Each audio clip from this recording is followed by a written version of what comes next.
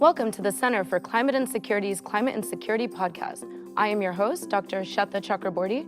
Listeners will know that twice a month we aim to bring you exclusive dialogues with the world's leading thinkers, educators, civil servants, and military personnel who work at the nexus of climate and security.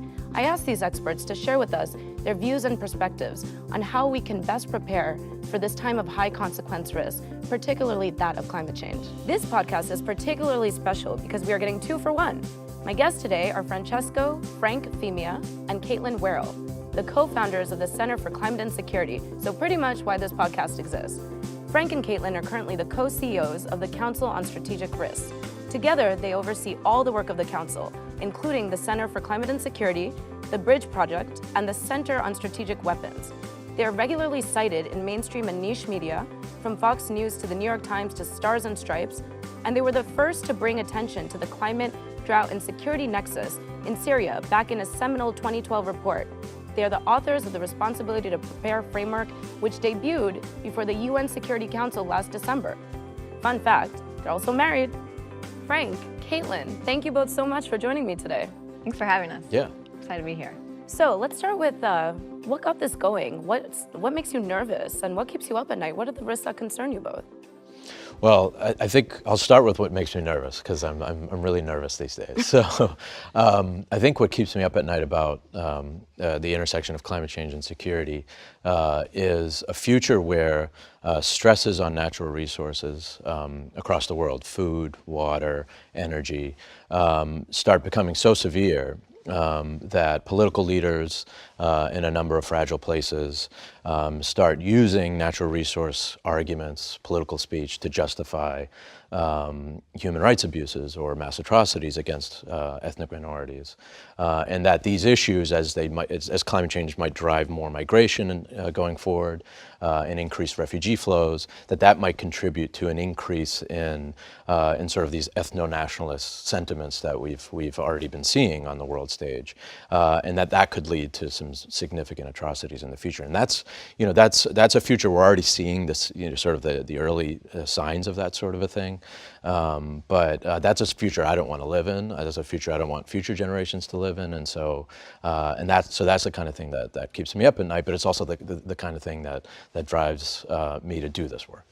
So you're really talking about how climate change poses geopolitical risks and the implications of that. Yeah, it really is about geopolitical risk. It's also about risks to populations within countries. If you go all the way back, there's this great author from Yale, Tim Snyder, who talks about Lebensraum during the Nazi period, and how in Nazi Germany, political leaders, including Hitler himself, used natural resource arguments as a justification for committing atrocities against Jews and Roma in the country and outside of Germany. And so those kinds, that's sort of where the intersection of geopolitical risk and really mass atrocities, that's one of my primary concerns. And sure. So, yeah.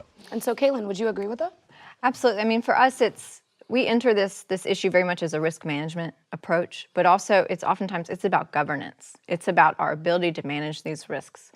And the thing that really, again, that keeps me up at night is the rate of change, how quickly these things are happening, the fact that a lot of the risks that we're seeing are unprecedented. The birth of agriculture, the birth of our democracies, the birth of our republic, all of these things happened within a fairly stable climate.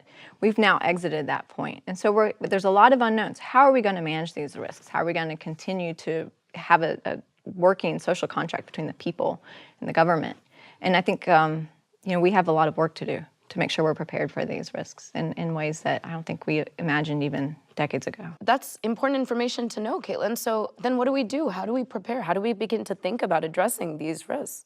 Well, when we talk about dealing with climate change and particularly adaptation, it's oftentimes a technical conversation. We need to make sure we're doing drip irrigation instead of flood irrigation because you waste less water, et cetera. And those are all really important things. But from our perspective, much bigger things need to happen in order to deal with how significant and enormous and broad this problem is. And that ranges from, climate proofing our health infrastructure, because disease vectors are going to be changing. So how we manage, public health in a country or globally needs to change to adapt to climate change. And then on the other end, it's about we need to adapt our military infrastructure, because a lot of, our military bases are near sea level and are at risk of sea level rise. So there's this real broad spectrum of things that need to happen. That might sound overwhelming, like, man, that's a lot of things to do. But we need to think of it in that broader context as a global security problem, so we don't miss sort of some of the big things we need to do, and we avoid just sort of, tightening screws to fix this problem. It's not a technical issue. There are technical things to do, but it's a much broader problem that we have to deal with, and so that requires a lot. Sure. Yeah. Okay, so just don't put a Band-Aid on it, right, Caitlin? Absolutely. I would say, traditionally climate change has been seen as an environmental issue. It absolutely is, but it's so much more than that, as Frank just said, and the solutions have to be much broader. So for example, if you look at sea level rise in small island nations, what's at stake with the rising seas is potentially the sovereignty of those nations. And so while we have these unprecedented risks like climate change, we also have unprecedented foresight. We have the ability to see these changes coming down the pike much faster and better than we could at any point in history. And so now that we know that things like sea level rise, things like drought, things like health problems are coming, we have to prepare our governance structures around that. So for example, at the UN, they have to decide, what does that mean for nationality? What does that mean for sovereignty? Where do people go? What does this mean for nationality? So these are problems that we need to be grappling with today, because we know what's going to happen on the horizon. Yeah, I mean, the global system is not at all prepared for the idea that an entire country's territorial integrity might disappear. And that I think we know that may happen to a number of small island states. So I think we should, probably get ahead of that. And this really dates me, but there's a funny scene in the first Austin Powers movie where there's a security guard putting his hand out, and there's a steamroller coming towards him, but it's moving really slow. But for whatever reason, he doesn't get out of the way. He just stands there that way and gets run over by the steamroller. I think that's kind of what we're doing. Where we see this coming, we have the foresight. Our climate models are actually really good, and when you compare our ability to predict what the climate's going to do to what's going to happen in other security arenas, what is the likelihood that someone will detonate a weapon of mass destruction, for example? What is the likelihood of a terrorist attack in a particular area? We actually know a lot more about what the climate's going to do than those things, and so that actually is a luxury. It gives us the ability to prepare well in advance, and if we don't do that, that's just frankly a dereliction of duty. Sure. And if it dates you, it dates all of us. Then, doesn't it? We had to go back and rewatch it. You remember it, right? Yes. Yeah. So I mentioned the fact that too often this issue is seen only as an environmental issue, but also too often these things are seen as within one nation state, and so, or one single disaster, and this idea that, we can manage this disaster, we can respond from this. But what we're not necessarily looking at is the cascading disasters, or as our colleague Troy Sternberg calls, the globalization of hazards. So if you have drought and wildfires in one location that's growing food, that's going to impact food prices thousands of miles away.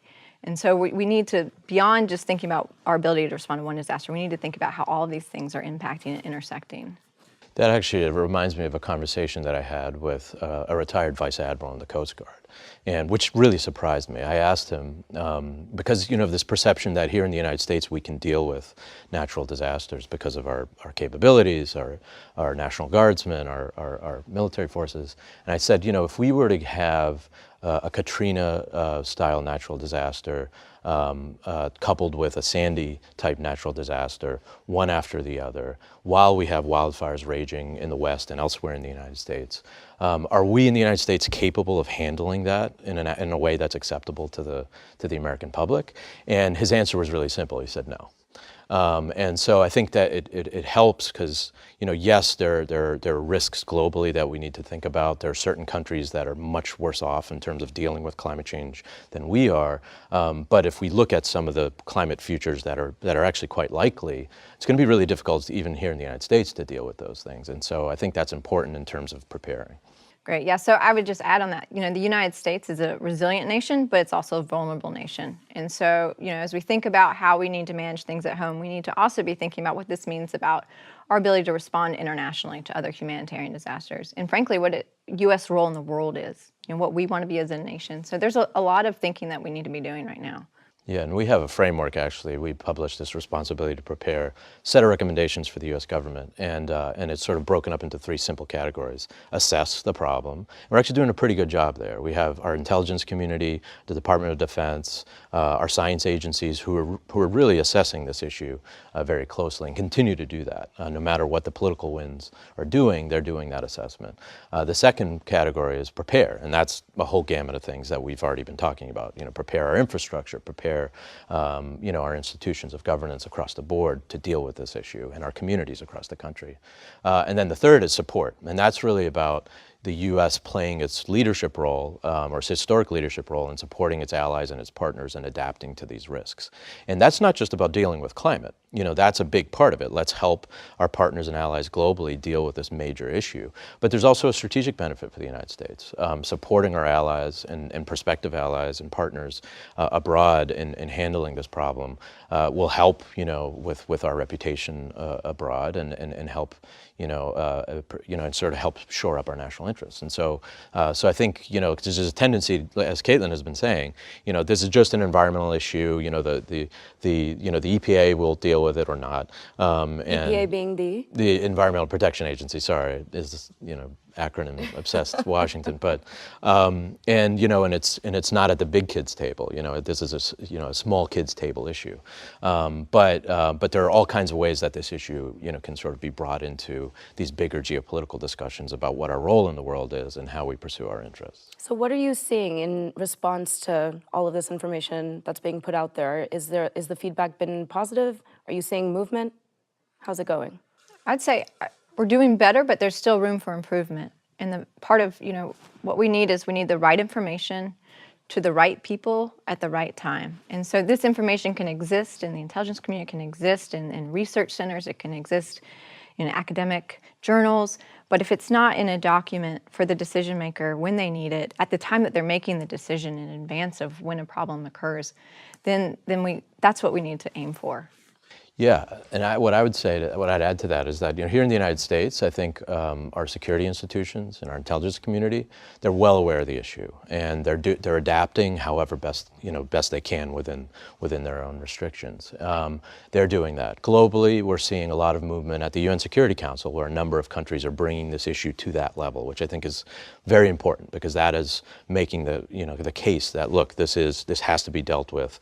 Which the center has done as well. Well, yeah, Caitlin actually presented our responsibility to prepare framework last December before the UN Security Council, and we've seen a lot of uptake from a number of countries that have been leading that process, and so that's all critically important. I think where we're not doing enough is on reducing the scale and the scope of climate change. So if you talk to, frankly, with security analysts who look at climate change scenarios and what that'll do to security in the future, they'll probably tell you, that there are some pretty potentially unmanageable security scenarios if we let the globe go to 2 degrees or 4 degrees. And so from a security perspective, we also have to bring down the scale and scope of climate change, which really means bringing down our emissions. Yeah, I would add too, right now we're, I would say, behind where we need to be in terms of preparing for the risks that we know and that we can anticipate. But then there's also the unknown unknowns. There's also things that we just frankly don't know, like permafrost melting and methane releasing. There's things that we can say there's somewhat of a probability that this will happen. So being in a place where we're prepared for what we know, but also having enough space to prepare and to have time for what we can't necessarily anticipate. Right, to be able to incorporate into some of those reinforcing processes that have already kicked off or might kick off if we don't get a grip on the temperature warming overall globally. So I'm sure viewers will be really interested to hear what got you into this. I mean, we're already very thankful for the work that you're doing, and you're clearly putting information out there that's very critical to what this planet looks like and feels like in the future. How did you even begin to deal with this problem, or what got you interested in it in the first place? Mostly fear. So it was a fear-based thing. They say fear doesn't motivate, but I don't believe them. It is, no, and I think it's a very legitimate fear, and I think way back in 2010, and the organization got started in 2011. I was doing work on a range of issues, from nuclear proliferation to mass atrocities issues, and also climate finance. And what I noticed was that there were just a few people, including a number of folks who are part of the center now, who were thinking about the security implications of climate change. And it was a few people, a few brave people in their different institutions, whether it was inside government or outside government, that were doing. The CNA Military Advisory Board that was talking about a threat multiplier. Can you tell us what that is? So that's formerly called the Center for Naval Analyses. They set up back in 2007 a military advisory board, which is a group of senior retired military officers, flag officers, who put out a report on climate change and national security and coined the term threat multiplier, which really means climate change is something that makes other threats worse. And we've actually had the benefit of having Sherry Goodman on this podcast, who was able to confirm that she in fact came up with the term threat multiplier. Well, and Sherry Goodman, and she's authorized us to say this, is the godmother of climate change and security. So we a lot of the work that we're doing, I'd say almost all of the work that we're doing builds off of Sherry's work back in 2007. So you have a great group of people who've come together who are really working with you to address this. So you found it's fear that motivated you. You found the right people to come together. How about you, Caitlin? Same reasoning? Similar, yes. My background is actually kind of transboundary water and conflict. So I was looking at, why would either sub-state actors or nations potentially go to war or have some level of unrest over water? And there was a study that came out that said one of the biggest indicators is a rapid change in the conditions on the ground. And that can be geopolitical, but it can also be environmental. And if we look at rapid changes, it's climate change. And so I was like, well, and that led down the path, well, what do we need to do to prepare for these risks? And how do we make sure that, for example, our transboundary water policies are climate proofed? And then once you start down that route, you're like, well, what other of our policies need to be climate proofed? What other, post-conflict agreements do we need to think about how climate change can be a factor in this? So if you look at the Middle East and North Africa right now, a lot of conflict, but also if we start to imagine a post-conflict situation, like how do you build a functioning governance or democracy in a place where you're going to have may become uninhabitable? How do you do that? Where do you provide farms for agrarian workers and livelihoods? These are big open-ended questions, and we need to start thinking about it now. And so that's basically what is just kind of going through, and that's essentially what we've been doing is looking at analysis. How do we climate-proof our entire governance system? How do we prepare for these risks? Yeah, and I think there's a key thing about, I said fear motivated me. It was also a sense that there was a big gap. There was a lot of great work going on, and people were talking about, how climate change was going to affect food and water security, and that could influence political stability globally. And that was being talked about when we got started. But there really wasn't a lot of talk about how climate change influences traditional security issues in general. So, look at the South China Sea, for example. There's a lot of evidence that fish stocks are moving northward as the sea warms, and so they're following that pattern. And the South China Sea is a historically very tense environment where China and neighboring countries like Vietnam have disputed claims over the ocean, and the United States generally supports the claims of countries that aren't China. And so as that happens, you have an increased possibility of fishing fleets coming into conflict with the Chinese Navy. That brings the United States into the picture. Are we playing out those scenarios? Are we thinking about what we do in those kinds of contexts? The Arctic is melting. Russia is really, making a play in the Arctic and has the capabilities to do that. China thinks of itself as an Arctic nation, even though it doesn't border the Arctic. It does. What are we doing in that context? And there was not a lot of talk of that. And so we also wanted to fill some of those gaps while continuing to do more work on the more humanitarian issues that are the center of this issue. Sure, and you've described and illustrated so well examples all over the globe of impacts of climate change. So it can seem overwhelming. How do you begin to think about it? You're talking about it globally, regionally. What are the opportunities across that we can really start to tackle that seem manageable? Yeah, the overwhelming problem. That's a tough one, you know, and so you know, and that's been an issue for a lot of different communities. You know, in the past, there's past research showing that you know, for those who work on humanitarian assistance, that the problem for a while, particularly in the 90s, seemed too overwhelming and people didn't know what to do. And so that was making it difficult to rally. They turned off. So they turned off. Okay, this is just, hunger is too big of an issue. I can't do anything with the small amount of money I can give. And that plagues us every day. You know, this is such a major issue. How do we make change? I think there's good news. I think as we're seeing, you know, these risks manifest themselves. And unfortunately, as a human species, we tend to wait until, you know, some horrible things happen before we react. But as we see these things manifest, and they are, the political winds are starting to change in the United States and elsewhere. You know, coastal communities, if you're a politician in most coastal communities in the United States, it's really difficult to deny that climate change is a problem. So I think that's kind of changing the conversation. The military's voice and the security voice in this dialogue has really helped move things. And so I think that's helping give people hope that there's something to do. And I think for people at home, there are a few different things. You know, yes, changing your light bulbs is not going to solve, you know, global, you know, political instability, you know, and so there's a disconnect there with, well, okay, you know, I can do that and that's going to help with my, you know, carbon footprint, but is that really going to address these issues? No, it won't. Those are all good things and those kinds of lifestyle changes are good. But frankly, I think there's a very simple answer for me, and that's just make it clear to your representatives that this is a problem and that it's a serious problem. And that you want to make sure that your generation and future generations live in a secure world. And I think that's where the change is happening now. It's happening at the local level where people see this, and they're making it known to their policymakers. And I think that's the most, I think, impactful thing you can do to change this issue is tell politicians that it's a big problem. Yeah, and I would add that, you know, you don't necessarily have to create new big institutions or a new big solution set. What you kind of need to do is just incorporate climate change into what you're already doing. So if you're an engineer and you're building a bridge, think about the future and think 100 years down the road instead of, you know, 10, 15 years. If you're a financer, think about what that's going to look like in the future as well. Like the reinsurance industry is working on this, you know, because they understand that you have to look into the future. And so I would say, you know, it doesn't just have to be a climate solution. It's looking at what you do in your day-to-day life.